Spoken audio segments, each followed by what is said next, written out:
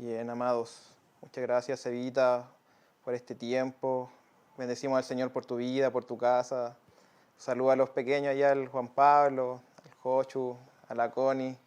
Saludos pequeños, tanto tiempo sin verlos, caritos. Bendecimos sus vidas, amigos, y le damos gracias al Señor por lo que abrió a través de tu casa, de tu familia, los ríos que se soltaron. Y declaramos que el ambiente no se pierde y que seguimos en la presencia del Señor. Chao, amigos, bendiciones.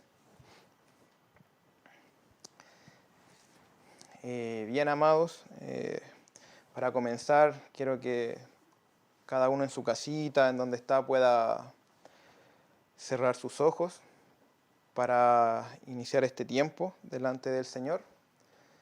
Y oremos para que el Espíritu nos guíe, para que el Espíritu siga obrando en cada uno de nosotros. Así que en cada hogar, que en cada casa, que lo pueda estar viendo en su trabajo, con su familia, que lo va a ver después, pueda cerrar sus ojitos y oremos al Señor juntos.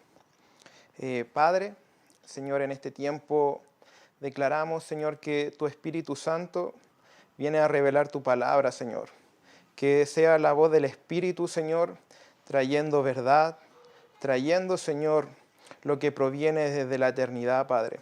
No queremos conocimiento, no queremos información, sino que sea el Espíritu, Señor, en cada hogar moviéndose. Declaramos, Señor, que se sujeta el ambiente de cada casa, se sujeta, Padre, nuestra mente, nuestros pensamientos, nuestro cuerpo, aún los deseos de nuestro corazón, Señor, sean sujetados en este tiempo, para que la voz de tu Espíritu, Señor, venga a quitar, venga a edificar, Señor. Si tiene que desarraigar, Señor, en esta mañana, sea hecho, Padre, por medio del poder de tu palabra, Señor. Declaramos en el nombre de Jesús que nos sujetamos, Señor, y subimos a tus dimensiones, Padre. Subimos a lo que tú tienes para este día, subimos a lo que tú tienes para esta tarde, Señor, para esta mañana. En el nombre de Jesús, declaramos que las Escrituras se abren, que nuestro espíritu, Señor, está atento, nuestra mente, Señor, atenta y dispuesta para que lo que tú quieres soltar, Señor, pueda, Padre, tomar lugar en cada corazón, en cada familia, en cada vida, Señor. En el nombre poderoso de Jesús. Amén.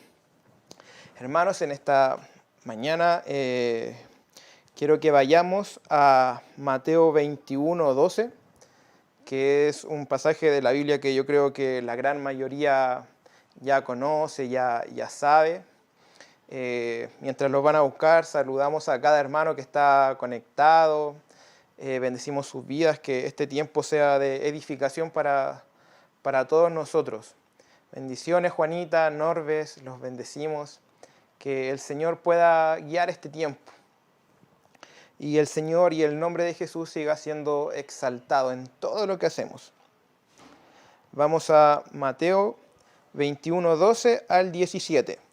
Para todas las palabras vamos a estar leyendo la Biblia textual, ¿ya? Para que todo aquel que quiera buscarla, vamos a estar con esa versión de la Biblia. Biblia textual, 4ª edición.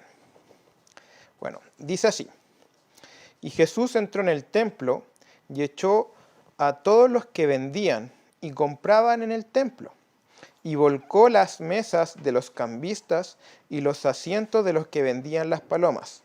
Y les dice: Está escrito, mi casa será llamada casa de oración, pero vosotros estáis haciendo de ella una cueva de ladrones. Y se les acercaron en el templo ciegos y cojos, y los sanó. Pero los principales sacerdotes y los escribas, viendo las maravillas que hizo, y a los niños que aclamaban en el templo diciendo, Hosana al Hijo de David, se indignaron. Y le dijeron, ¿oyes qué dicen estos? Jesús les dice, sí, ¿nunca leísteis, de boca de los niños y lactantes perfeccionaste mi alabanza? Y dejándolos, salió fuera de la ciudad a Betania y pasó allí la noche. En esta mañana, en este día, quiero mostrarles cómo la aparición, el actuar de Jesús evidencia 3 naturalezas en la congregación, en la iglesia en ese momento.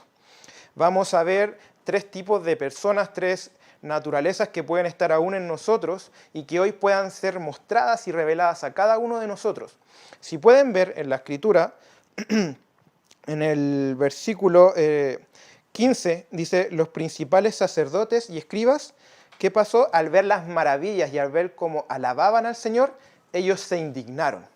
Esa es la primera naturaleza. Los sacerdotes, no los sacerdotes que conocemos, ¿cierto?, que ministran la palabra del Señor, sino esa religiosidad que aún está en el templo. Esa sería la primera genética. La segunda sería lo que estaba en la iglesia, serían los ciegos y los cojos, que estaban también en el templo. Y por último, los niños. Vamos a ver cada una de las características que tienen esta genética, estos rasgos en estas personas, para ver si aún queda un rastro de eso en nosotros, para que pueda ser desarraigado, para que pueda ser quitado y ver a lo que tenemos que llegar como hijos de Dios, más que como evangélicos, más que como una religión, como hijos del Señor. Porque aquí el Señor, al actuar, al hacer milagros, al confrontar la mesa de los cambistas, deja en evidencia estas tres genéticas. Deja en evidencia la religión, los ciegos y los cojos y los niños. Y ahora vamos a ver cada una de ellas. Y la que más nos vamos a centrar en los sacerdotes que tenían esa religiosidad, en esos sacerdotes que se indignaron al ver, ¿cierto?, la mano del Señor cómo actuó al sanar a los cojos, y se indignaron al ver cómo los niños lo alababan. Porque el Señor siempre al actuar, siempre al confrontar alguna situación, va dejando en evidencia nuestra genética, va dejando en evidencia lo que aún no podemos tener resuelto, lo que aún, ¿cierto?, no está alineado con lo que el Señor dice. Entonces vamos a ver primero los sacerdotes, esos cambistas, esos religiosos que se indignaron cuando el Señor actuó, cuando el Señor se movió. Entonces, ¿qué pasó? Los cambistas, para hacer una breve introducción, los cambistas eran a quienes se les daba un dinero para poder ofrendar en el templo, dado que en el templo solamente se aceptaba un tipo de moneda, y para usted poder ofrendar, ¿cierto?, para poder dar algo al Señor, tenía que hacerlo en la moneda que estaba en el templo. En este caso, para dar un ejemplo, los sacerdotes solamente aceptaban en el templo ofrendas en dólares. Entonces usted, si venía en Chile, alguien de otra nacionalidad, y quería ofrendar en el templo, tenía que ir al sacerdote y el sacerdote le hacía un cambio. Pero en este cambio se hacía una ganancia para ellos, una ganancia deshonesta. Por ejemplo, el dólar hoy en día está cerca de los 800, 700 pesos, y ellos vendían el dólar a 1000. Entonces esos 200 pesos, 300 pesos que quedaba diferencia, quedaba como ganancia. ¿Y qué es esta genética religiosa que muchas veces adoptamos o podemos llegar a tener en áreas de nuestra vida, al estar, ¿cierto?, con el training de la congregación, de las reuniones, de tanta actividad que podemos tener?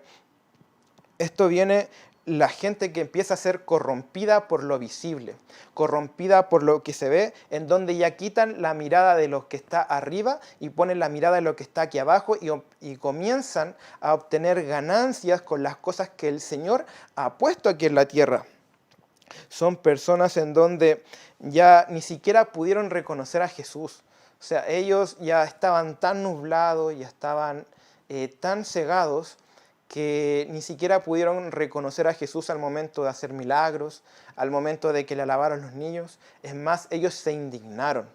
Y esto muchas veces nos puede pasar a nosotros, en que nos acostumbramos tanto a lo cultural, tanto a la rutina, tanto al quehacer, que ya perdemos la mirada, perdemos el enfoque de dónde está Jesús. Puede presentarse Jesús mismo en una área, Jesús mismo en un lugar, y no lo vamos a reconocer. Y esto es algo que no nos tiene que pasar. Por eso siempre la palabra dice, pongamos nuestra mirada en las cosas de arriba. Siempre estemos mirando al Señor. Cuando empezamos a poner la mirada en lo visible, en lo natural, comenzamos a perder, ¿cierto?, la divinidad, lo que nos hace diferentes. Finalmente, lo que nos hace diferente a cualquier otra persona, a cualquier otra profesión, a cualquier otra forma de resolucionar las cosas, es el Espíritu Santo.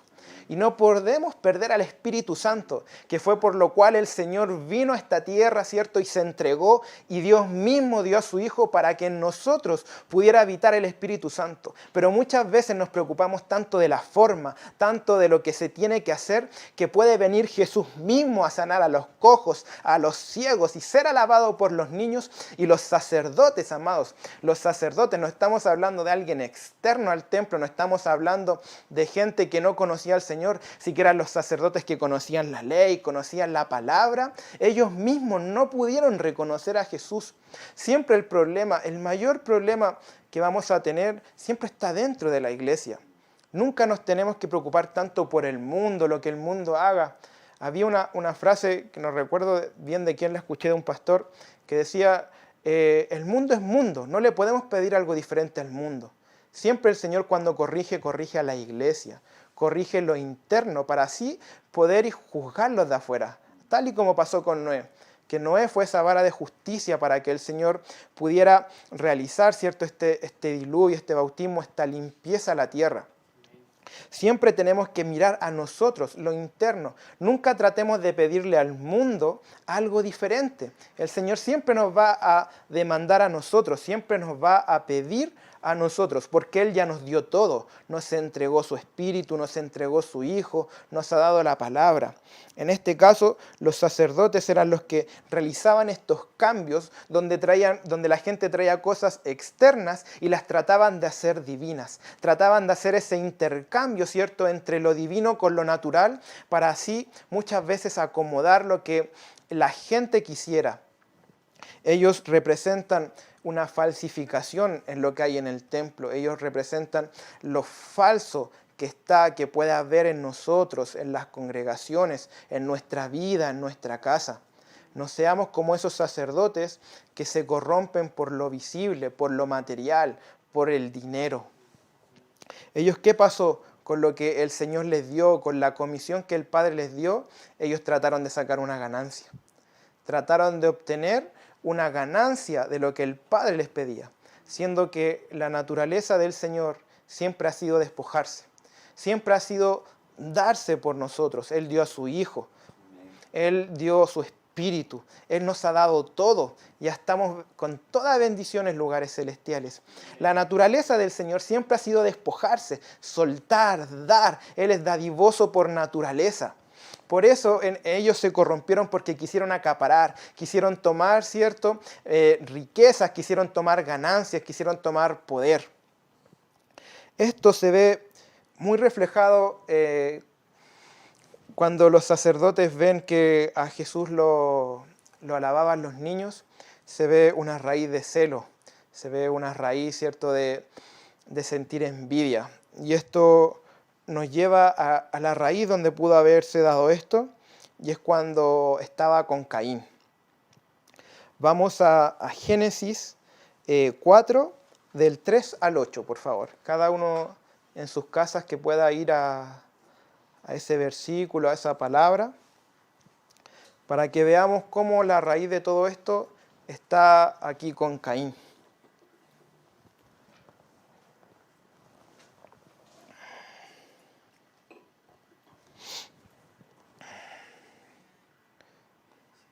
Génesis 4:3.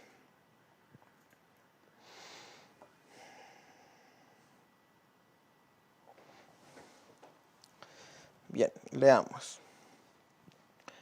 Andando el tiempo, sucedió que Caín presentó como sacrificio a Adonai una porción del fruto del suelo, y Abel presentó de los primerizos de su rebaño y de la grosura de ellos. Y Elohim aceptó a Abel y a su ofrenda, pero no aceptó a Caín y a su ofrenda. Y se enojó Caín en gran manera, y decayó su semblante. Y dijo Adonai Elohim a Caín: ¿por qué te enoja esto? ¿Y por qué está abatido tu semblante? Verso 7.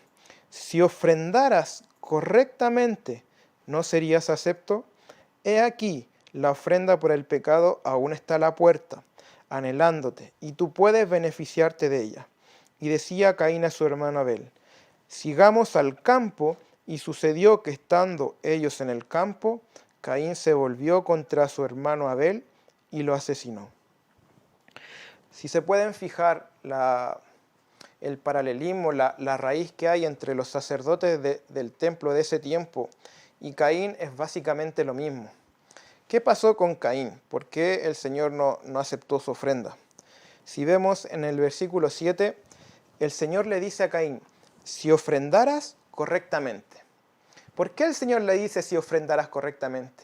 Eso quiere decir que en un tiempo que lo más probable que no esté escrito en la palabra, el Señor ya les enseñó cómo ofrendar, tanto a Caín, tanto como a Abel. Por eso el Señor le dice, si tú ofrendaras correctamente no serías acepto. Y aquí vemos un principio del Señor, y que es el Señor nunca nos va a pedir algo que Él ya nos haya dado, que Él ya no nos haya enseñado. El Señor le dice, si ofrendaras correctamente, es decir, Caín ya sabía lo que tenía que ofrendar, pero por la altivez de su corazón, por no querer darle al Señor algo más, ¿qué pasó? Él solamente dio una porción del fruto.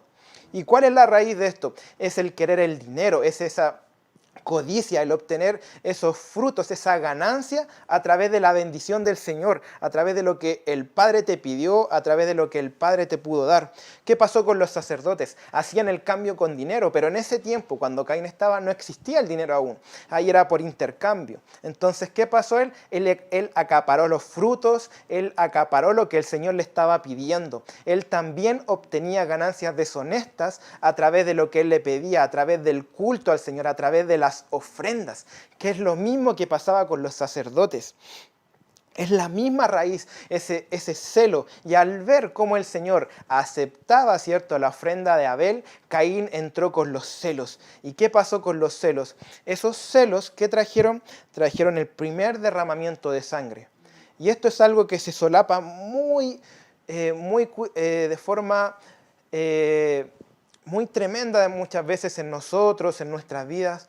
Cómo el celo, sin darnos cuenta, muchas veces puede tomar nuestros pensamientos, puede hacernos ver mal a alguien, y es porque el Señor aceptó a otro, es porque nosotros hicimos algo y no nos reconocieron, es porque a otros le aceptaron algo que a nosotros no. Y porque esto está tan naturalizado hoy en día. Muchas veces en las parejas, en el mundo, se ve como que los celos fueran algo natural, como algo que se debe dar. Y es porque los celos, es lo que tenemos registrado en la palabra, se acaparan el primer derramamiento de sangre en la Biblia. Son los primeros que logran hacer que se derrame la vida de un inocente. Son los primeros que se logra que se mate a alguien a través de este espíritu, a través de los celos. Y eso es uno de los grandes espíritus que hoy en día tenemos que confrontar. Y yo oro para que venga luz sobre cada casa, si hay celos sobre nuestros hermanos, si hay celos sobre los líderes, y aún en nuestra propia vida, que el Señor venga a quitar todo celo para poner la mirada en Él, para no obtener ganancias de lo que el Señor nos pide. Porque, Padre, en tu naturaleza está el despojarte, está el darte, y que esa naturaleza puede estar en cada uno de los que está viendo esta transmisión y los que la verán en un futuro. Que no entre ese celo en nosotros, que hagamos lo que el Señor nos está pidiendo a cada uno y no veamos al de al lado. Cada proceso es distinto, cada proceso es diferente, cada avance es diferente. Algunos pueden ir más rápido, otros más lentos, pero que no entre esa comparación, porque al momento de que comenzamos con las comparaciones, le estamos dando una pequeña abertura, una pequeña puerta para que los celos puedan entrar. Tengamos ojo con eso, amados. Tengamos mucho cuidado en las comparaciones. Yo aún no soy padre, pero siempre mi padre y mi madre tenían un trato distinto con cada uno, porque cada hijo necesita algo diferente. Cada hijo tiene una fortaleza diferente, cada hijo tiene una debilidad distinta. Por eso en el vernos, ¿cierto?, como Grecia y el mundo trata de hacernos ver que somos todos iguales y todos necesitamos cumplir con un prototipo, es algo que nos afecta mucho. Porque le ponemos tiempo, ¿cierto?, a cada proceso, siendo que en cada persona es diferente. Y cuando muchas veces vemos que alguien puede avanzar más rápido, más lento, puede entrar esto en nosotros. Y declaramos que se cierre la puerta a todo celo que pueda haber en la iglesia, en el liderazgo, en los hermanos, que sea quitado ahora el celo, esa raíz de Caín que se ha dado en la iglesia y que aún la vemos en los tiempos de Jesús, cómo los sacerdotes se indignaron. Decía que se indignaron al ver cómo los niños alababan al Señor. Qué ciegos estaban, amados, para no ver que el Hijo de Dios estaba ahí con ellos haciendo milagros y ellos no hayan nada mejor que indignarse. No hayan nada, ni siquiera pudieron alabarlo, decirle una palabra. Es tremendo como este espíritu los ciega totalmente, no les permite ver nada. Se han preocupado tanto de lo cultural, se han preocupado tanto del culto, de cumplir, ¿cierto?, la ley, de cumplir los estándares sin el espíritu, que hace que Jesús mismo se pueda presentar delante de ellos y no lo van a reconocer. Es tremendo. Y si se fijan, el Señor siempre nos da la oportunidad para arrepentirnos. Siempre da la oportunidad. El Señor en Génesis 4:7 le dice a Caín, si ofrendaras correctamente, ¿no serías acepto? Él le está dando la llave, pero él por los celos, por la envidia que se dio con su hermano, provocó este derramamiento de sangre. Una forma visible en que se ven los celos es cuando uno menosprecia el avance del otro. Menospreciar el avance, verlo como algo sencillo, porque uno no sabe cuánto le costó a alguien dar un paso, no sabe cuánto le costó a esa persona quizás hacer algo que para nosotros es muy simple, para esa persona puede ser un abismo de diferencia. Pudo haber sido dar ese paso al vacío, pudo haber sido poner toda su fe en juego, pero nosotros muchas veces con los celos y al ver que a otra persona la exaltan o le dicen algo, le dicen buen trabajo, por un paso pequeñito se puede levantar esto. Es por ver que era algo tan sencillo, pero que ante nuestros ojos puede ser algo básico. Eso puede ir despertando los celos en cada uno de nosotros. El celo es querer portar lo que otro porta, el reconocimiento. La comparación es una manifestación de esto. Ningún hijo va a tener comparación. No tratemos de buscar el reconocimiento que le dan a otra persona. No busquemos tratar de portar lo que otra persona aporta. El Señor a cada uno le dio dones, le dio cualidades, características que los hacen únicos. Si vemos, esto lo podemos ver muy gráfico, a mí me bendice mucho el ver una muralla de ladrillos y ver una muralla hecha de piedras. Ahí cuando uno ve la muralla hecha de piedras, uno ve como cada piedra tiene un lugar distinto, soporta una posición diferente, soporta un peso diferente. Y el Señor dice en su palabra que con piedras vivas, Él usa las piedras vivas, Él utiliza piedras vivas.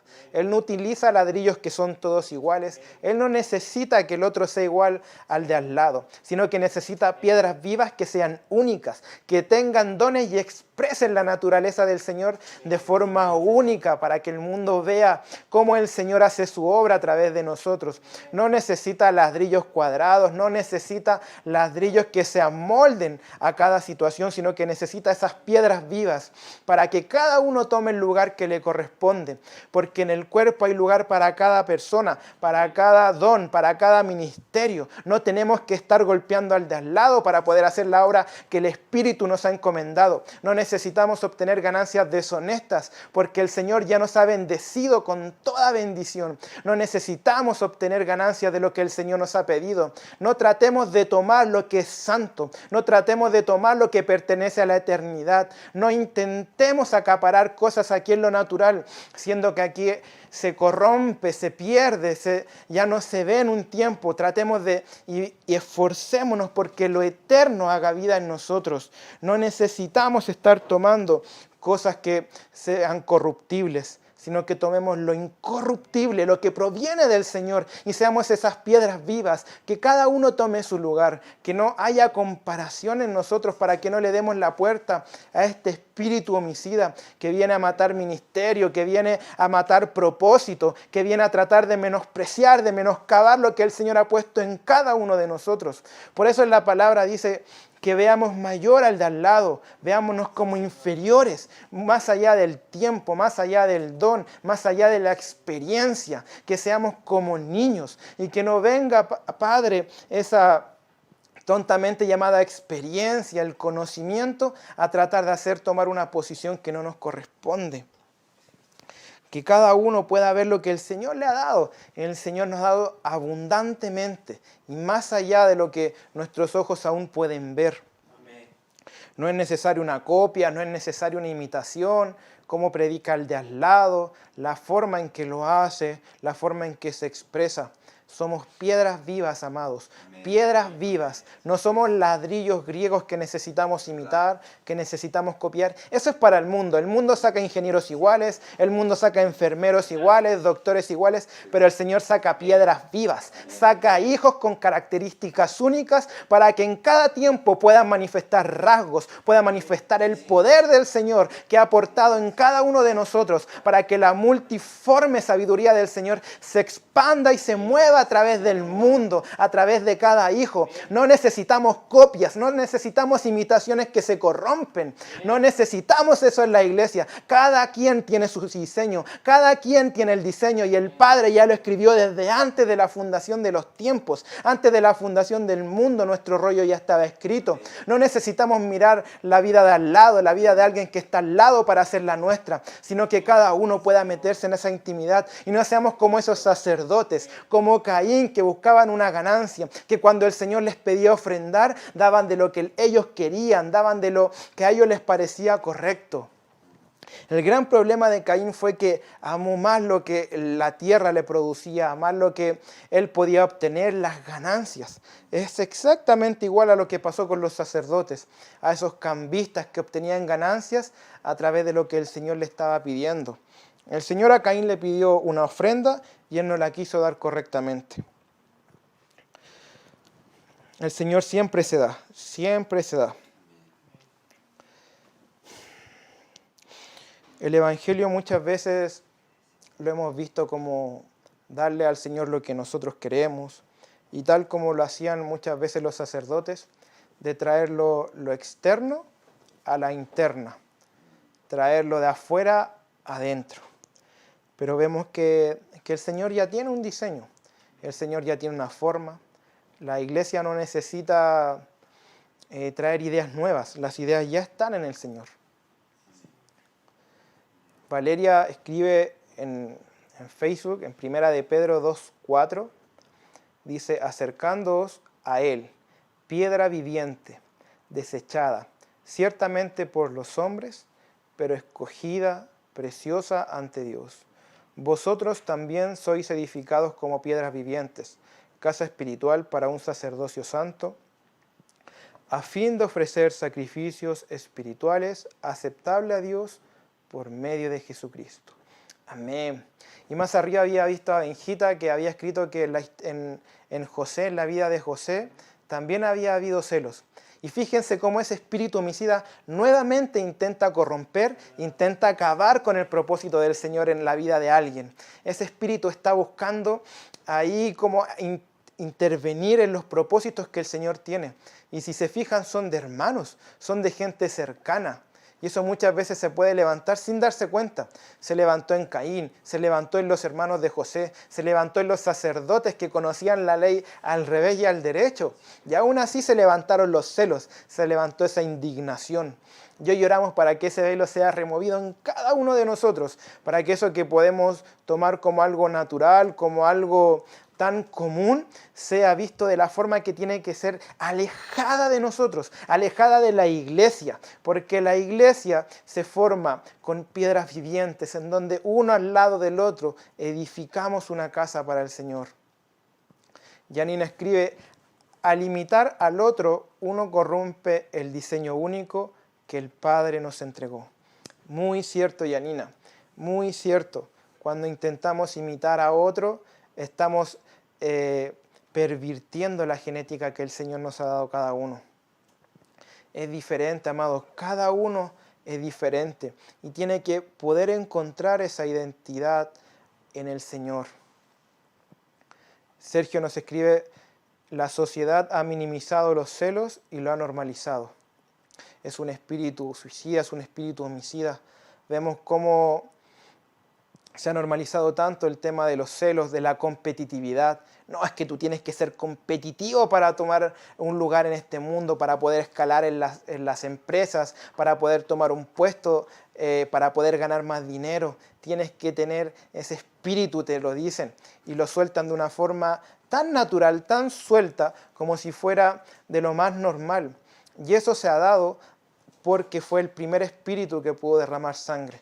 Y eso le ha dado un lugar terrible, en donde muchas veces lo vemos muy común, muy común. Y muchas veces yo he visto en parejas que dicen que si no te cela no te ama, si no te cela es porque no le importas. Y lo que el Señor nos enseña, lo que el Señor nos muestra de las características del amor y el ver su vida es algo totalmente diferente, es algo totalmente distinto.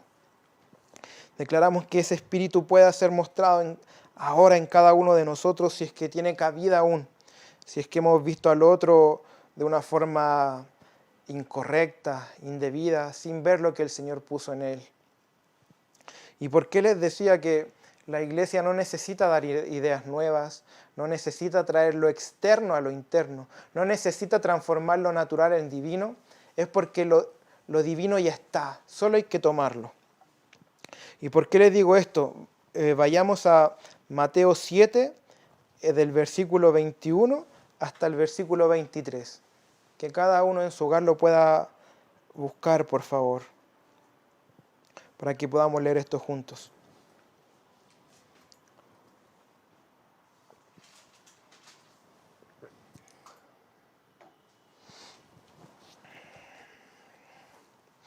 Mateo 7, versículo 21 al 23.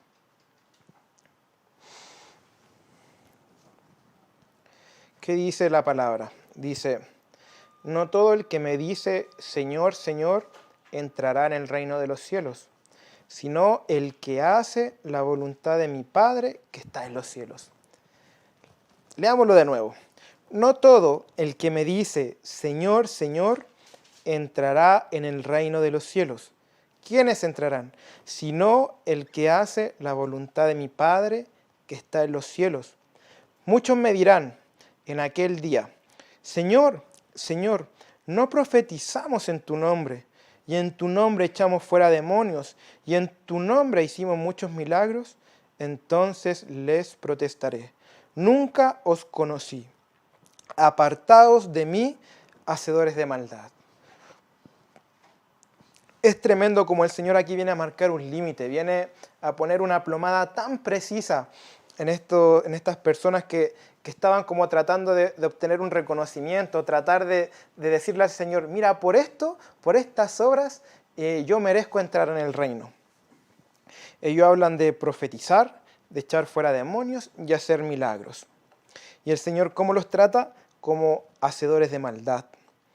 ¿Qué son los hacedores de maldad? En la palabra original dice que son practicantes de iniquidad, hacedores de iniquidad. Lo que pasó con estas personas fue que se conformaron en estas tres áreas, en estos tres ámbitos. Se conformaron con el profetizar, se conformaron con el hacer milagros y con el echar fuera demonios. Lo más probable era que esa era una parte de lo que el Señor les había pedido, pero por la comodidad y ver que les funcionaba, se quedaron estancados en esa estación. Amados, creemos que con todo lo que el Señor nos ha entregado, con toda la revelación, con toda la palabra, con su Santo Espíritu, tan solo podemos hacer estas tres acciones, tan solo podemos hacer estas tres cosas que nos dicen estas personas que le alegan al Señor. Las semillas del Señor son mucho más grandes y los dones que nos ha entregado es mucho más abundante. No es tan solo para profetizar, no es tan solo para echar fuera demonios y hacer milagros, sino que es para extender el reino aquí en la tierra. Y eso abarca en todo ámbito, en la familia, en el discipulado, en adoración, en intercesión. Ellos se quedaron estancados en esas tres etapas. Seguramente les funcionaba, día a día podían echar fuera 1000 demonios, pero era algo que el Señor ya no les estaba pidiendo. El Señor, ¿qué les alega que no estaban haciendo la voluntad de su Padre. Y eso es vital, porque muchas veces creemos que por estar haciendo cosas que funcionan, cosas que parecen buenas, estamos haciendo la voluntad del Señor. Y es por eso es tan importante que cada día y constantemente estemos preguntando al Señor. Y tal como Él nos enseña a orar, es la única vez que el Señor dice que nos enseñó cómo orar: Señor, danos el pan de cada día. Cada día tiene su propio alimento, cada día tiene su propio diseño, su propio afán. Y es por eso que ellos cayeron, ¿cierto?, en un ritualismo, cayeron en estas tres dinámicas solamente, que son muy potentes, son muy buenas: el profetizar, el echar fuera demonios, el hacer milagros. Pero ¿qué pasó? El Señor no les estaba pidiendo eso. Eso era una estación pasada, una estación antigua. ¿Y ellos qué pasó? Comenzaron a ser hacedores de iniquidad porque empezaron a actuar en desobediencia. ¿Y qué es un hacedor de iniquidad? Alguien que hace iniquidad es una persona que comienza a generar pecados e iniquidades que no estaban escritas de sus antepasados. Entonces ellos comenzaron a hacer pecados que sus antepasados no hicieron. Y por eso el Señor les dice que son hacedores de iniquidad. Ellos estaban haciendo una iniquidad aún con lo bueno que podían haber estado haciendo delante de los hombres, pero delante del Señor ellos estaban totalmente perdidos, estaban totalmente idos, no estaban en el camino que el Señor les había escrito, lo que el Señor les estaba pidiendo a cada uno de ellos. Es tremendo como muchas veces creemos que por estar haciendo cosas buenas ante los hombres y que incluso las personas pueden decir que es muy correcto, el Señor no lo aprueba. Y muchas veces el Señor nos va a pedir cosas que incluso los hombres no aprueban o se ve extraño delante de la religión, delante de lo cultual.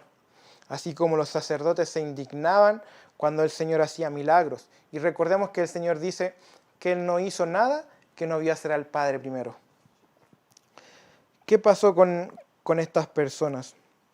Les importó más el hacer, el trasfondo, les importó más la forma, les importó más echar fuera demonios, profetizar, a qué era lo que el Señor les estaba pidiendo para esa época.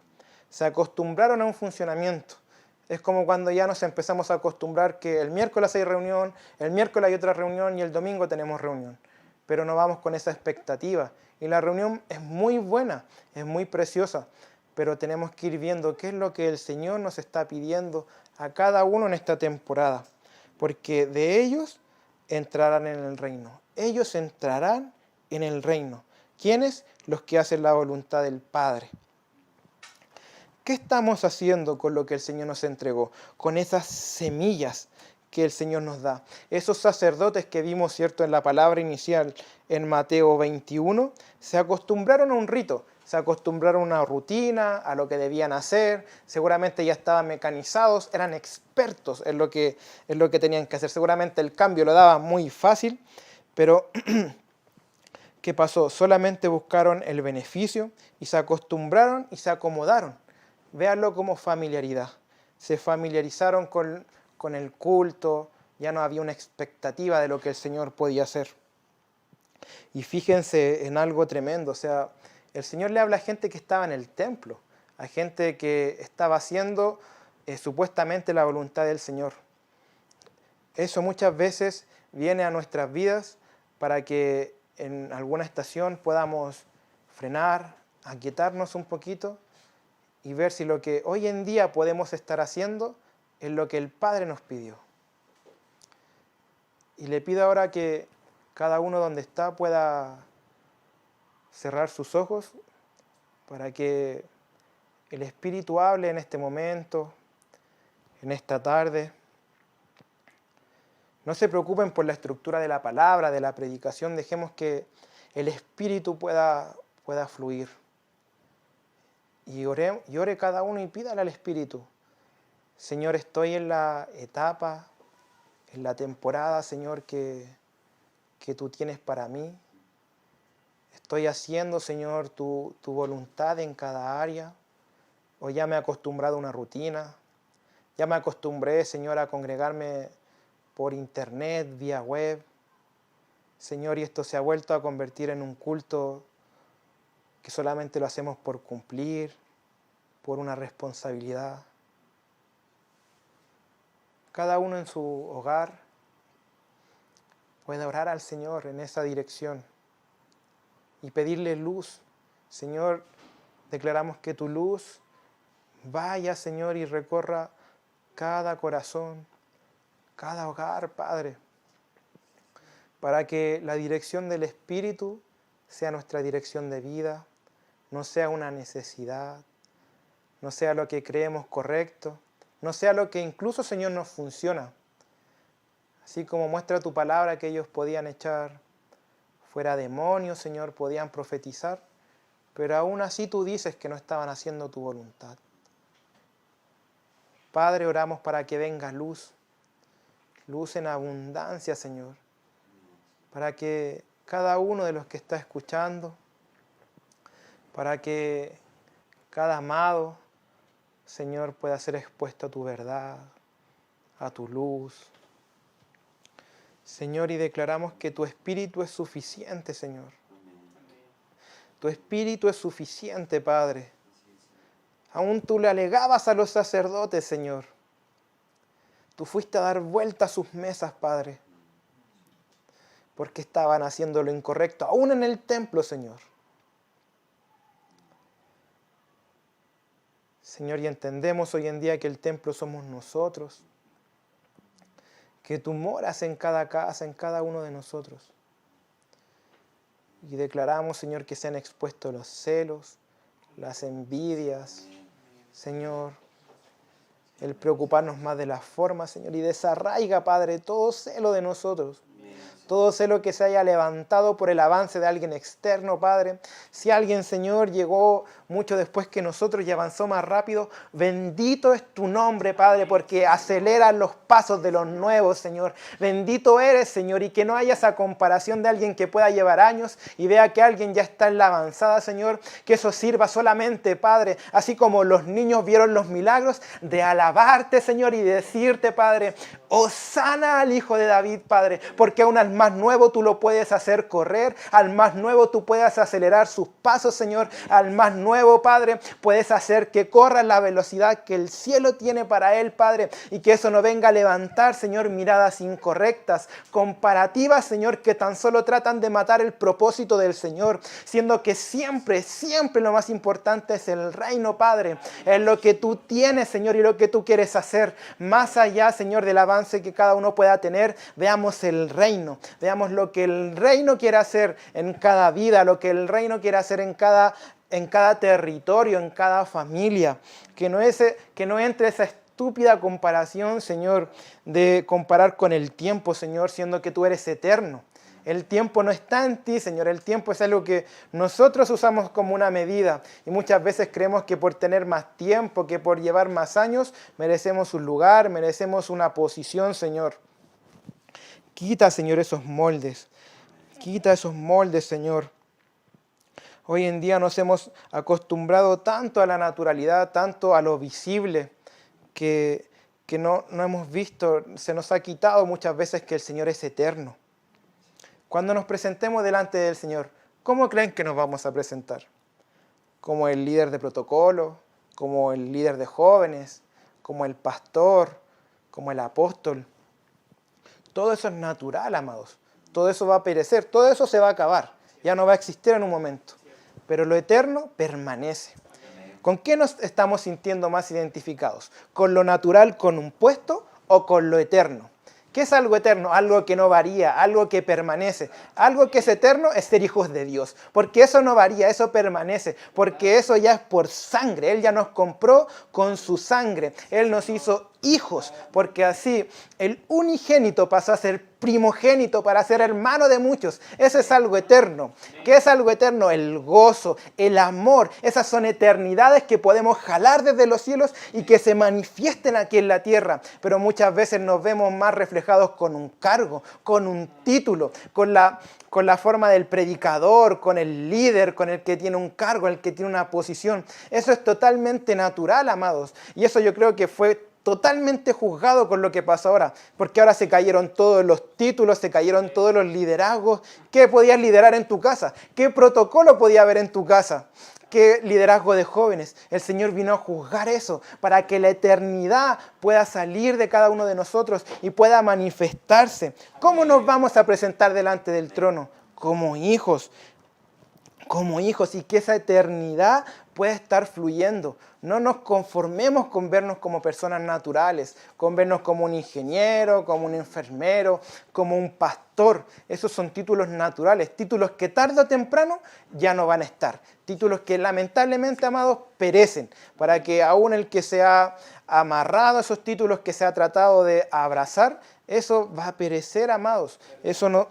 ¿Qué validez tiene delante del cielo el nombre de una congregación? El Señor siempre habla de la iglesia de Cristo, de la iglesia. No habla de una congregación que tenga un nombre que va a ser reconocida delante del Señor.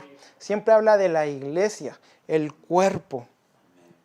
¿Qué es lo eterno? Es lo que no perece. Amor, mansedumbre, paciencia, los frutos del Espíritu que aparecen en Gálatas. Pero muchas veces, lamentablemente, encontramos más identidad en lo natural. Los dones. Aún los dones, Pablo dice que van a pasar. Aún los ministerios. En Mateo 7, ¿cierto? Cuando el Señor, vienen estas personas y dicen que echaron fuera demonios, que profetizaron, ahí podemos ver claramente que el Señor ni siquiera se impresiona por los dones. No se impresionó por el don de profecía, no se impresionó por el poder de echar fuera demonios. ¿Por qué? Porque todo eso proviene de Él. El don es un regalo. Alguien puede estar en la peor condición, pero si tiene un reloj bonito, el don es ese reloj, es el regalo. Puede estar vestido con harapos, pero tú estás mostrando el reloj. Entonces, mira qué bonito el reloj, pero el reloj fue el regalo, el don del Señor. El don nunca va a impresionar a los cielos. El don nunca, siempre lo que impresionó al Señor fue la fe. Fue la fe. Y la fe viene de la eternidad. El Señor decía, no hay mayor fe en este, no veía fe en este otro. Él sanaba a la gente por la fe que ella aportaba. No era por el don, no era por la nacionalidad, no era porque eran israelitas, sino que era por la fe que portaba. ¿Por qué? Porque eso viene de la eternidad. Cuando el Señor ve que alguien tiene fe, fue porque vio a alguien que se tomó de la eternidad y bajó esa fe. Porque la fe no proviene de este mundo. Por eso al Señor le impresionaba tanto cuando veía la fe en alguien, cuando decía, no he visto fe mayor en este, no he visto una fe tan grande en este. Era porque esa persona de alguna forma subió a la eternidad, tomó esa fe y la puso en él. Y eso era lo que impresionaba al Señor. ¿Cuál era el alegato del Señor vez tras vez con los discípulos? Hombres de poca fe, hombres de poca fe. No eran los dones, no era el cargo, no era porque no echaban fuera un demonio, sino que siempre lo que alegó, hombres de poca fe. ¿Qué les quería decir? Hombres que tienen poca eternidad, hombres que no han subido para buscar fe, hombres muy naturales. ¿Qué es la fe? La fe te desconecta del mundo, te quita eso que pueden tener los sacerdotes, los celos. ¿Por qué? Porque cuando tomamos la fe es porque subimos a dimensiones en el espíritu para traerlas aquí en lo natural, y eso nos desarraiga, nos quita totalmente la naturalidad. La fe provoca que aún en estos tiempos de crisis puedan venir trabajos, puedan venir aumentos de sueldos, puedan venir lo que para el mundo parece locura, para nosotros es el camino que el Señor ha puesto en nosotros. Esa fe es lo que viene a desconectarnos de todo lo natural. Y vean que hemos estado viendo hace 5 semanas el escudo de la fe, cómo aumentar la fe, los escudos de la fe, la gran fe, la poca fe, cómo ir alimentándonos. ¿Para qué? Para desconectarnos de esa naturalidad que muchas veces el mundo nos pone. La cultualidad, esa rutina puede poner en nosotros y puede apagarlo. Vean cómo se apagó en los sacerdotes, cómo se apagó en la gente. Amados, estaban en el templo, no estaban en mejor lugar que en el templo del Señor, y aún así se les apagó, se conectaron tanto con lo natural que la eternidad ya no hacía cabida en ellos. ¿Qué tanta eternidad tenemos hoy en día? ¿Qué nos hace diferentes a las demás personas? Empezando el Espíritu Santo. ¿Cómo resolvemos nuestras situaciones? El Espíritu Santo. ¿O lo hacemos simplemente consejería? Amados, las cosas se resuelven en reuniones o en algún tiempo con un pastor, con un ministro, pero porque en medio está el Espíritu Santo. No es porque está el pastor, no es porque está el líder, es porque está el Espíritu Santo en medio de la reunión. Si podemos resolver algo con un café, es porque en el café está el Espíritu Santo abiertamente ministrándonos a cada uno de nosotros. No es por la reunión en sí, no es por el lugar, sino que es por lo que hay, por lo que podemos traer, y es el Espíritu Santo. No tratemos de traer cosas externas a lo divino, a lo que el Señor ya nos dio, a los diseños que el Padre tiene. No tratemos de traer la consejería a la iglesia. La consejería sin el Espíritu Santo no funciona, es simplemente un parche. ¿Y por qué digo que aún los ministerios van a pasar? Vamos a Efesios 4:10 al 13. ¿Cuánta eternidad tenemos, amados? Es algo que deberíamos estar constantemente viendo delante del Señor, viendo si nos hemos amoldado mucho a un cargo, a una posición, si estamos más preocupados de subir. A mí el Señor me confrontó mucho, que hubo un tiempo, me decía él, que me estaba preocupando mucho de subir en la empresa en donde estaba, a ser reconocido ante mis jefes, ante los gerentes, de que vieran que hacía un buen trabajo. Pero el Señor me decía, eso es totalmente natural. O sea, cuando yo vaya delante de Él, cuando me presento delante de Él, vengo con el cargo que estoy en el banco, voy con el cargo de mi trabajo. Para eso el Señor no vale, no le sirve. No le sirve un líder, le sirve un hijo, le sirve la fe. Vean cómo la fe siempre fue el motor que el Señor usó para hacer cada milagro, para hacer cada intervención, para irrumpir en lo natural. Siempre el combustible fue la fe. Jessica nos comparte el versículo de 1 de Juan 5:4 y dice, porque todo lo que es nacido de Dios vence al mundo. Y esta es la victoria que ha vencido al mundo, nuestra fe. Como decía Janet, en la fe está nuestra victoria. Vean cómo vez tras vez en cada evangelio se muestra a Jesús obrando solamente cuando hay fe. Cuando Él ve fe en alguien, Él actúa, independiente de la condición de la persona. No le pregunta, hermano, ¿usted pasó por sanidad interior? ¿Usted tiene este curso? ¿Usted hizo esto otro? ¿Usted es israelita? No, Él ve fe y al ver fe, Él entiende, el Señor ve, hay eternidad. Y en la eternidad es donde el Señor se mueve. En la eternidad es donde el Señor puede moverse plenamente. Vayamos a Efesios 4:10.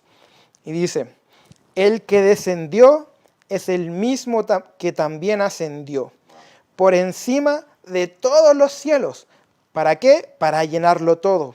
Y Él dio a unos apóstoles, a otros profetas, a otros evangelistas, a otros pastores y maestros, con miras al equipamiento de los santos para la obra del servicio, para la edificación del cuerpo de Cristo.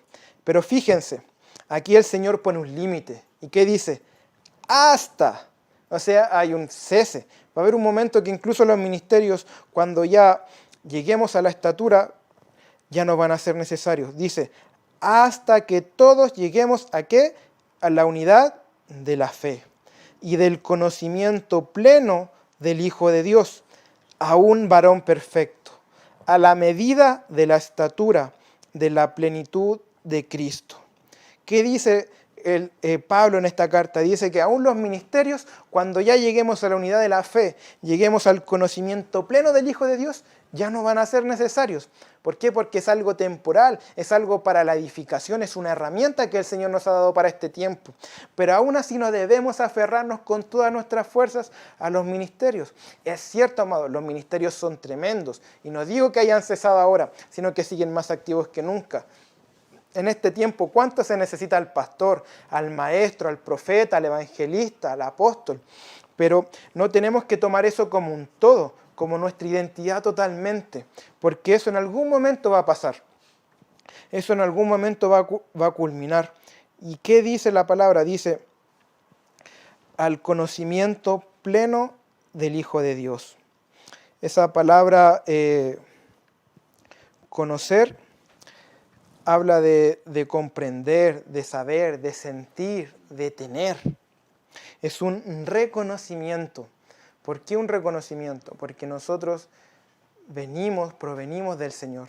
Lo que tenemos que hacer en este tiempo es ir reconociendo lo que la eternidad ya conocíamos, ahora que seamos conscientes de lo que el Señor ya nos soltó, ya nos dio, de las herramientas, de cuando estábamos ahí con Él en la eternidad, antes de ser manifestados en la tierra, poder volver a tomar, a volver a conocer. Y ese conocer no lo vean tan solo como algo literario, como algo de escritura, sino que de experiencia. Así uno conoce a alguien, con una experiencia delante del Señor, que no se hace conocer que tenemos muy superficial, de leer un libro, de leer un versículo, sino que ese conocer íntegramente, de estar, de compartir con el Señor.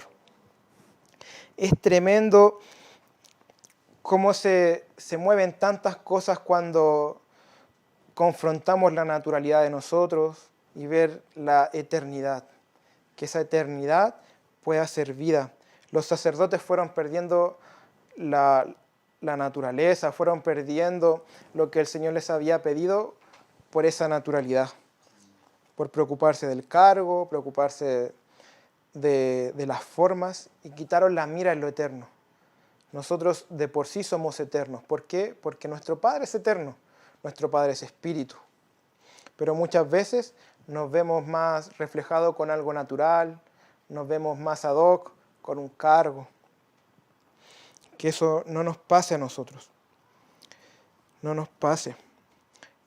Y para cerrar la parte de los sacerdotes, yo les leo este versículo, no es necesario que lo busquen ahora, es Colosenses 3:1 al 3. Dice, puesto que fuisteis resucitados juntamente con Cristo, que dice, buscad las cosas de arriba.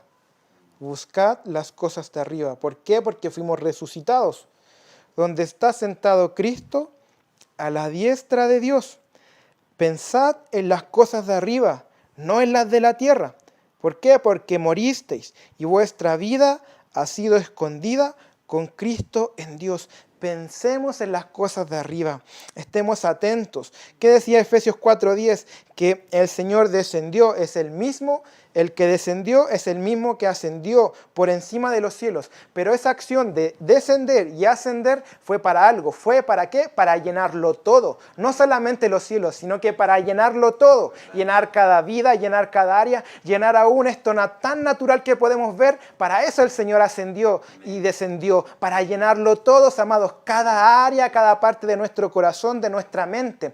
Él descendió para llenarlo todo. Él no se conforma con partecitas. Él se conforma con todo. ¿Por qué? Porque Él lo dio todo. Él ya lo entregó todo. El que descendió es el mismo que ascendió, pero para llenarlo todo. Que Él pueda llenar cada área, que Él pueda llenar tu familia, tu trabajo, tu día a día, tu vida laboral, tu vida sentimental. Que Él lo llene todo. Que no seamos como esos sacerdotes que le fueron quitando, ¿cierto?, la posición a Jesús y ellos quisieron llenarlo. No, porque Él ya descendió y ascendió para llenarlo todo. Todo es todo, amados. No hay un punto de transar. Es todo. ¿Qué es todo? Todo también significa siglo, significa clase, cosa y manera. Aún las maneras tienen que ser llenadas por el Señor. Por eso Él descendió y ascendió para darnos sus diseños. ¿Qué son los diseños? Las formas, las maneras que el Señor tiene de traer lo eterno a lo natural. Esa forma, ese diseño es para que lo eterno se manifieste acá en la tierra. Para eso Él ascendió y Él descendió. Y en esa forma, amados, de estar viendo lo eterno, de estar viendo al Señor, de estar viendo que fuimos, cierto, resucitados con Él, es una forma muy tremenda de mantenernos cubiertos de los celos, de esa forma de que se pueda morir lo que el Señor puso en nosotros. Estemos mirando constantemente las cosas de arriba. Yanina dice, Hebreos 12:2, puestos los ojos en Jesús. Puestos los ojos en Jesús, el autor y consumador de la fe. Siempre que quitemos la mira del Señor, vamos a errar. Cuando pongamos la mira en una persona, en un culto, en una congregación, amados, las personas fallamos, nosotros fallamos. El Señor dice que somos pecadores. Pero ¿quién no falla? El Señor, la roca, ¿cierto? La que ha sido probada y aún así ha cumplido, el que ha podido satisfacer la justicia del Señor. En Él tenemos que poner la mira, no que nuestro nombre sea levantado, no que nuestra unción, lo que podemos portar, porque todo proviene de Él. ¿Por qué? Porque Él ya descendió y Él ya ascendió para llenarlo todo. Amén, amén. Mantengamos los ojos en las cosas de arriba, para que aun estando en el templo no seamos corrompidos como los sacerdotes. No entremos en esos celos, en esas contiendas. La segunda genética, la segunda identidad que se puede ver al momento de que el Señor da vuelta a las mesas, son los cojos y los ciegos. Es tremendo como aún uno estando cojo y aún estando ciego, uno puede reconocer al Señor. Es tan tremendo como el Espíritu sigue actuando, porque dice en Mateo 21:14, decía, y se le acercaron en el templo ciegos y cojos. No es que el Señor fue a los ciegos y los cojos, ellos se acercaron. Hubo una acción primeramente para que ellos pudieran ser sanados. ¿Y cuál es esa acción? ¿Por qué ellos se acercan al Señor? Porque tenían fe. El Señor vio en ellos esa eternidad, esa fe, para buscar esa sanidad. ¿Por qué un ciego, un cojo se acercaría a alguien? Porque cree que puede ser sanado. ¿De qué otra forma lo harían? ¿Para qué? Si imagínense, los ciegos ni siquiera lo podían ver, ni siquiera lo podían reconocer naturalmente. Y aún las personas cojas quizás caminaban más lento, y aún así pudieron llegar al Señor. Siempre cuando nosotros veamos áreas de nuestro ser, áreas de nuestra vida, en nuestros hijos, que puedan estar cojos, cojas, ciegas, que no veamos correctamente, acerquémonos al Señor. ¿Qué es esa acción de acercarse? Es tomar fe para ir delante del Señor. Porque, ¿qué pasa con la gente que no busca al Señor, que no ora, que no adora? Es gente que le falta fe. Es gente que no cree que el Señor pueda cambiar su situación. Es gente que no cree que el Señor pueda cambiar la temporalidad que está viviendo. Es gente que le falta arraigarse, tomar de esa porción eterna y traerla aquí en la tierra. Esto es una percepción muy personal, siempre he visto que alguien que no ora es alguien orgulloso, alguien altivo, alguien que no quiere tomar un consejo del Señor. Es alguien que dice solapadamente, no necesito orar. Alguien que no ora está diciendo, no necesito buscar al Señor, porque yo puedo con mis herramientas seguir caminando sin que el Señor me dé una dirección. Por eso es tan importante estar constantemente en oración, en adoración, para que así esas áreas que puedan estar cojas, que puedan estar ciegas, puedan ser sanadas. Nunca usemos nuestra excusa nunca usemos nuestra condición como una excusa para no buscar al Señor. No, es que a mí me falta mucho. Es que a mí el Señor no me va a escuchar. No, es que yo necesito al pastor, yo necesito al líder para arreglar esta área para que el Señor me sane. ¿Qué pasó acá? Fueron los cojos y los ciegos y se acercaron al Señor y el Señor los sanó. El Señor, además de botar la mesa de los cambistas, fue a sanar a los cojos y a los ciegos. ¿Qué es alguien cojo? Es alguien que aún no camina a la velocidad que el cielo está pidiendo.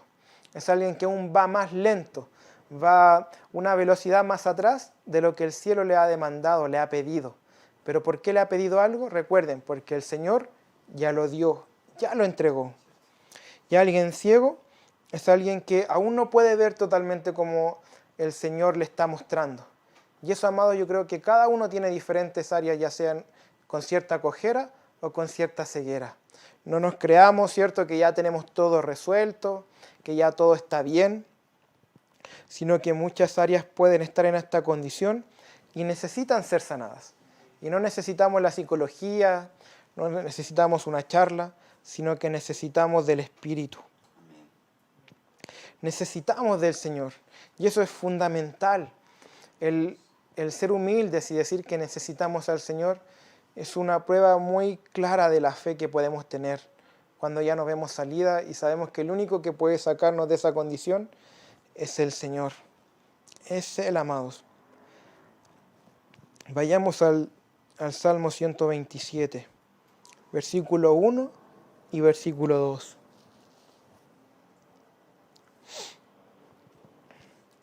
Las cosas, amados, la cojera, la ceguera, solamente se van a sanar acercándose al Señor, buscándolo, buscándolo. A mí me impresiona mucho este versículo de Mateo cuando dice que los ciegos y los cojos se acercaron al Señor. Yo digo, ¿qué se habrá removido en su espíritu, en su ser, para saber que al acercarse a esa persona iban a ser sanados? Alguien que quizás nunca habían visto, alguien que incluso los ciegos nunca lo vieron antes de ser sanados, pero ellos tenían fe de que al acercarse a Jesús, ellos iban a sanarse. Imaginen la contradicción y la batalla que había en una parte viendo o escuchando lo que el Señor estaba haciendo y por otra viendo a los sacerdotes que ellos veían día a día. Porque si los cojos y los ciegos estaban en el templo, no creo que era la primera vez que estaban ahí, sino que los sacerdotes que ellos veían día a día ministrando la palabra, así, recibiendo las ofrendas, escuchar que iban en contra de lo que el Señor decía y ver al Señor sanando. Qué contradicción, qué rompimiento se debe haber dado en ellos al acercarse y ser sanados de un momento para otro. Y el ver cómo los sacerdotes que le enseñaron quizás tantos años la palabra, que le enseñaron tantas cosas, iban en contra de él. Pero aún así ellos pudieron reconocer en su espíritu que podían ser sanados por ese hombre. Porque hoy en día nosotros leemos, claro, a Jesús, el que descendió, el que ascendió. Pero en ese tiempo eso no estaba, las cartas de Pablo no existían, no estaban. Pero aún ellos pudieron reconocer en su espíritu al Señor. Porque aún aunque tengamos áreas cojas, áreas ciegas, ellas pueden reconocer que pueden encontrar esa sanidad en el Señor. Y aún aunque la religión, aunque lo natural, aunque los celos hablen en contra, tenemos que acercarnos a Jesús. Porque aún esas áreas que pudieron haber estado en nuestra vida por años ciegas y cojas, pueden reconocer que en el Señor hay una sanidad, pueden reconocer que acercándose al Señor se pueden sanar. Y aunque esa religión que pudo haber estado años y años enseñándote, adiestrándote, esos sacerdotes del templo, esos cambistas tratando de decir que no vas a ser sano, esas áreas van a buscar al Señor y al encontrarlo van a ser sanadas, porque al encontrarse, al tener ese encuentro con el Señor, esas áreas pueden ser sanadas. Lo cojo va a ser enderezado, lo ciego va a poder ver la luz del Señor. Hermanos, ellos nunca habían visto al Jesús y pudieron ser sanados igual, aún con lo que los sacerdotes podían decir, aún con lo que los sacerdotes podían negar del Señor. Ellos sabían que al acercarse al Señor iban a ser sanados. ¿Qué dice el Salmo 127? Si Jehová no edifica la casa, en vano trabajan los que la edifican. Si Jehová no guarda la ciudad, en vano vela la guardia. En vano es que os levantéis de madrugada, y tarde vayáis a descansar, y que comáis el pan de afanes, pues lo dará a su amado mientras duerme. ¿Qué nos muestra el Señor? ¿De qué sirve desvelarse? ¿De qué sirve levantarse muy de mañana si el Señor no nos está pidiendo eso? ¿De qué sirve hacer esos sacrificios si el Señor nos los pide? No estoy hablando que ahora seamos flojos, ¿cierto? Y levantemos todos los días a las 12, pero que lo que estemos haciendo sea por una guía del Espíritu, sea por una dirección del Señor, sea por lo que el Señor nos está pidiendo en esta temporada, en esta época. Que aún si somos ciegos y cojos, acerquémonos al Señor. Y vayamos con la última identidad, con lo último que se muestra y que es lo más lindo de este pasaje, que son los niños. Que decía Mateo 21:15, ¿qué pasó con los sacerdotes y los escribas? Viendo las maravillas que hizo, y a los niños que aclamaban en el templo diciendo, Hosana al Hijo de David. Podemos tener estas tres reacciones cuando el Señor actúa. La reacción del religioso, la reacción del cojo que necesita ser sanado, del ciego que necesita ver, o la reacción del niño. Que al ver una maravilla del Señor, que al ver cuando el Señor actúa, lo único que puede hacer es alabarlo. Es levantar su nombre y decir, alabado sea el Hijo de David. Hosana. Es tremendo ver que ni aun los que fueron sanados lo alabaron. Dice solamente que los que lo alabaron fueron los niños. Los cojos y los ciegos solamente, ya, me sané, listo. Pero ¿qué pasó con los niños? Los niños alaban al Señor.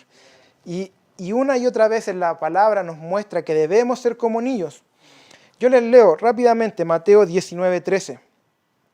Entonces le fueron llevados unos niños para que pusieran las manos sobre ellos y orara. Y los discípulos los reprendieron. Versículo 14. Pero Jesús dijo, dejad a los niños y no les impidáis venir a mí, porque de los tales, ¿de quién? De los niños es el reino de los cielos. Y después de poner las manos sobre ellos, partió de allí. Más allá de ver la genética que podamos tener, es ser como esos niños que al momento de que ven una manifestación del Señor, ver un milagro, ver una sanidad, ver lo que el Señor hace, poder alabarlo, amados, poder alabar el nombre y exaltarlo. Aquí dice que lo alababan.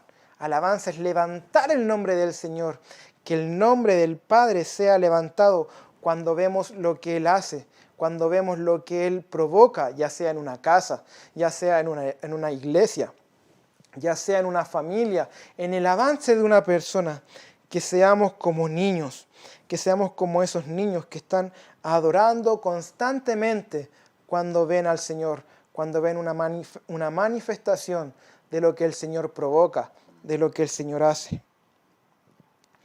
Vayamos ahora todos juntos al Salmo 131, versículo 1 al 3.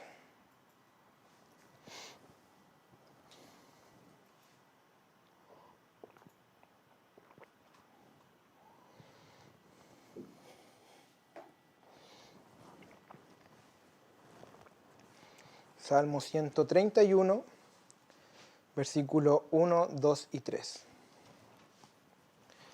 Dice así: Oh Jehová, mi corazón no se ha ensoberbecido, ni mis ojos se han enaltecido. No he andado en pos de ¿qué? De grandezas. ¿Qué era lo primero que vimos? Como las grandezas, como el dinero, fue lo que corrompió, ¿cierto?, Caín a los sacerdotes. No he andado en pos de grandezas, ni en cosas demasiado sublimes para mí. Ciertamente he sosegado y acallado mi deseo. ¿Como quién? Como un niño destetado de su madre. Como un niño destetado he sujetado mi deseo. Espera, oh Israel, en Jehová, desde ahora y para siempre.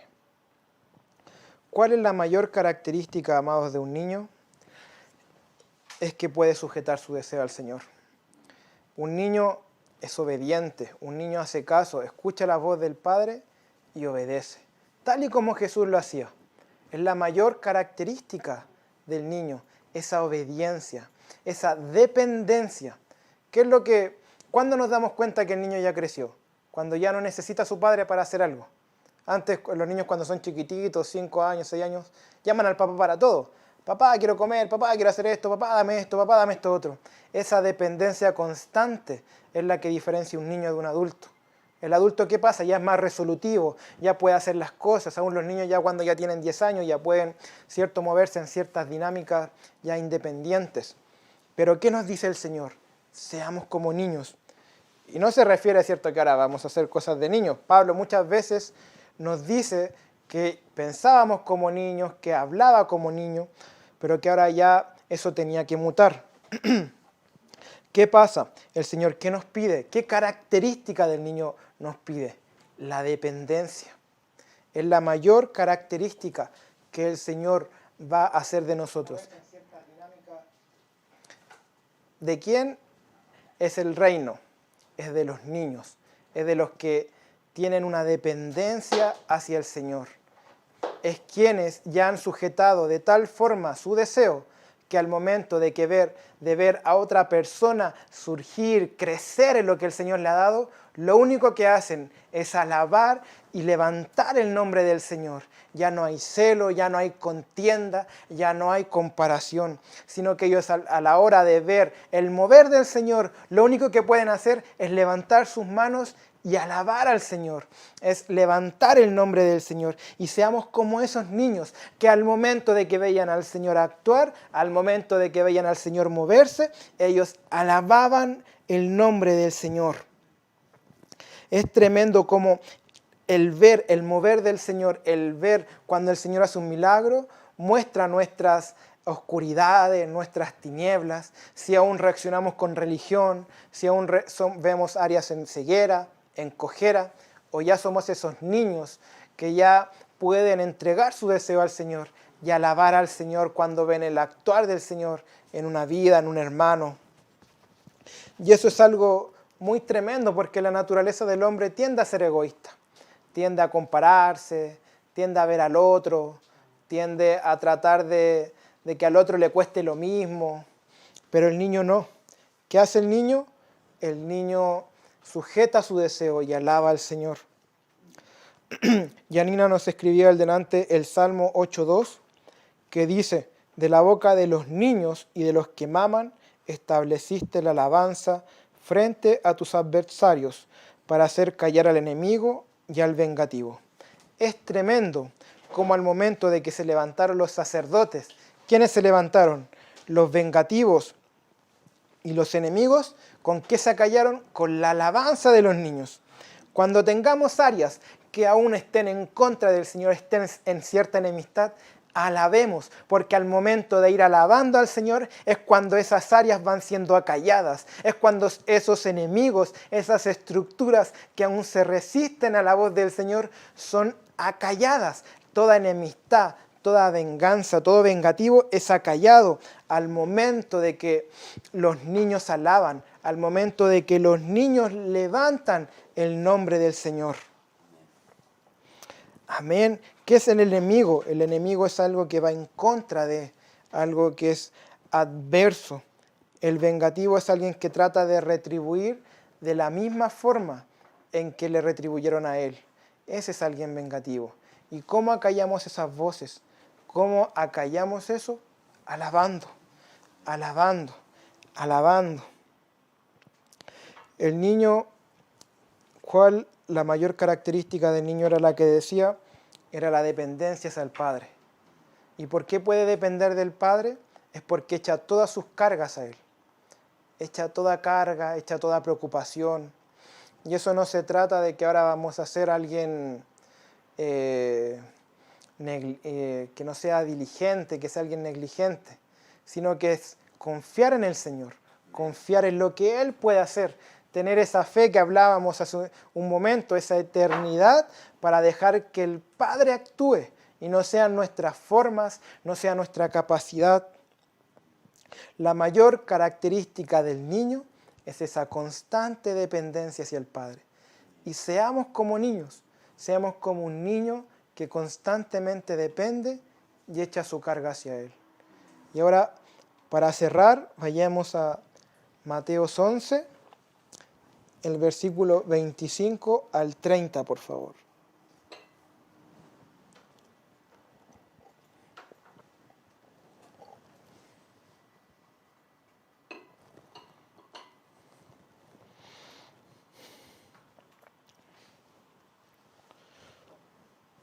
Mateos 11, 25. Dice así: en aquella ocasión Jesús tomó la palabra y dijo: te alabo, Padre, Señor del cielo y de la tierra, porque escondiste estas cosas de sabios y entendidos. ¿Y a quién se las reveló? Y las revelaste a los niños. Sí, Padre, porque así fue tu agrado. Todas las cosas me fueron entregadas por mi Padre, dice Jesús. Nadie conoce plenamente al Hijo, sino al Padre, y nadie conoce plenamente al Padre, sino el Hijo, y aquel a quien el Hijo lo quiera revelar. ¿Qué dice? Venid a mí, todos los que estáis trabajados y agobiados, y yo os haré descansar. Llevad mi yugo sobre vosotros, y aprended de mí, dice el Señor, que soy manso y humilde de corazón, y ¿qué hallaréis? Hallaréis descanso para vuestras almas, porque mi yugo es fácil y ligera mi carga. ¿Qué es lo que más nos da este mundo? Cansancio, tareas, trabajos, agobio, que el crédito, que esto allá. Pero ¿qué dice el Señor? Yo los haré descansar. ¿Cómo podemos ver si aún somos niños? ¿Estamos descansando en el Señor? ¿O estamos pensando con nuestra mente natural qué hacer con todas las cosas? ¿O somos como esos hijos del Espíritu que no saben ni de dónde vienen ni a dónde van? Seamos esos niños, amados. Si alguno se ve ya muy adulto, muy grande, muy experto, sea ese niño dependiente. Ese niño que le deja la forma, que le deja el cómo al Señor, que le deja el cuándo, el qué. Le deja todas esas cosas. ¿Para qué? Para que hallemos descanso. Si nos hemos visto muy cansados, si nos hemos visto muy agobiados en estos tiempos, es porque no estamos siendo como niños. Estamos tomando las cosas con nuestra fuerza, con nuestro don, con nuestra capacidad. Seamos como esos niños que dependen en todo del Señor, que ven una circunstancia, ven algo difícil y le dicen, Señor, aquí está, quiero ver tu actuar. Tengo fe para creer que tú lo puedes hacer, Señor. Y después de ver la obra del Señor, poder alabarlo. No seamos como esos cojos y esos ciegos que los sanaron y se fueron, sino que podamos alabarle al Señor. Y ahora para ir terminando, que cada uno pueda cerrar sus ojos en su hogar, en quietud, no se preocupe de la hora, del tiempo, sino que estemos atentos a lo que el Señor quiera soltar en cada casa. Aunque, amados, no nos conozcamos, nunca nos hayamos visto, el Espíritu nos conoce a todos, el Espíritu sabe de lo que necesitamos, lo que aún no está en orden, lo que aún no está en diseño. Y Señor, oramos en este tiempo para que, Padre, si hemos visto religión, esa forma en que los sacerdotes se movían al ver tus milagros, Padre, poder pedirte perdón, Señor. Padre, si aún tenemos áreas en enemistad contigo, Padre, que seamos humildes y mansos de corazón, como dice tu palabra, para aceptar, Señor, para ser dirigidos por ti. Señor, si hay áreas cojas, Señor, si hay áreas ciegas, que nos podamos acercar, Señor, a tu voz, acercar, Señor, a ti, para que, Padre, poder ser sanados, poder encontrar, Señor, esa sanidad en diferentes áreas, no buscar en el mundo, Señor, lo que tan solo tú nos puedes dar, no intentar traer diseños, Señor, de afuera a lo que tú ya estableciste, Señor. No hagamos, Señor, las cosas por afán, no hagamos las cosas por un reconocimiento, Señor, sino que cada uno se mueva por amor a ti, Señor, y ser esos niños, Padre, que al verte, Señor, cuando tú mueves tu mano, al ver, Señor, tu favor, lo único que puedan hacer es levantar tu nombre. No levantar una persona, no levantar una congregación, un puesto, sino que levantar al Hijo de David, levantarte a ti, Señor, al único que es digno, al que descendió y ascendió para llenarlo todo, Señor. Y que en este tiempo quede la impronta de Jesús, quede la impronta de que tú eres el sanador, de que tú, Padre, vienes a alinear lo torcido, de que tú, Señor, puedes sanarnos, Señor, y ser esos niños, Padre, que alaban tu nombre, que levantan al Hijo de David. Y, Señor, declaramos hoy que tu nombre sea levantado, que tu nombre sea exaltado una vez más. Y le declaramos a cada área de nuestro ser, a cada área de nuestro corazón, que alaben al Señor, Oh alma mía, adora al Señor y no olvides ninguno de sus beneficios. Amados, si cada uno en su hogar pueda levantar el nombre del Señor. Si hay una situación difícil, alábenlo. Si ven una situación complicada, alabémoslo y acerquémonos a Él, porque Él puede sanar las cojeras, Él puede quitar la ceguera. Él es el único digno de ser alabado. No hay otro nombre dado a los hombres más poderoso, más fuerte que el tuyo, Señor. Y en esta tarde, Señor, declaramos que solo tú, Cristo, puedes ser glorificado y toda honra, toda alabanza, todo honor sea para ti, Señor. En el nombre poderoso de Jesús, Señor, declaramos, Padre, que sea quitada toda religión, que sea quitado todo celo que aún pueda haber en nosotros, Señor, toda comparación, Señor, y que cada día a día pueda ir siendo revelado el diseño que tú le diste a cada uno de mis hermanos, a cada uno del que está viendo esta transmisión, Señor. En el nombre poderoso de Jesús, Señor, declaramos, Señor, que tu vida, que tu espíritu, Señor, es más que suficiente para cada uno de nosotros, Padre. No queremos nada externo, Señor. No queremos ideas nuevas, Señor. Queremos tus diseños en la familia, tus diseños, Señor, en todo lo que hagamos, en nuestro trabajo. Sea tu voz y tu diseño, guiando cada palabra, Señor, en el nombre poderoso de Jesús. Amén. Amados, y ahora podamos poner una adoración suavecita para no salir de este tiempo, que el Espíritu siga ministrando a cada casa, a cada hogar. Y ya nos veríamos la próxima semana en otro tiempo de enseñanza. Sean muy bendecidos, que el Señor pueda guiar su semana, que sea la mano del Señor obrando en cada área, en cada situación. Él es más que suficiente. Él vino a llenarlo todo, amados. Nunca olviden eso. Él vino a llenarlo todo. Si nos falta fe, tomemos fe de Él. Pidamos fe. Ya hemos visto cómo hacerlo. Ya hemos visto las herramientas que el Señor nos ha dado. Pidamos fe para que esa eternidad en nosotros sea mucho más amplia que la naturalidad que tantas veces nos envuelve, nos vemos en el trabajo. Y sea la eternidad lo que manifestemos. Que cuando alguien venga a nosotros, cuando alguien hable con nosotros, hablemos eternidad. Eso es lo que nos diferencia de cada persona. La eternidad que Él puso en nosotros. Que tengan un bendecido día, amados. Bendiciones.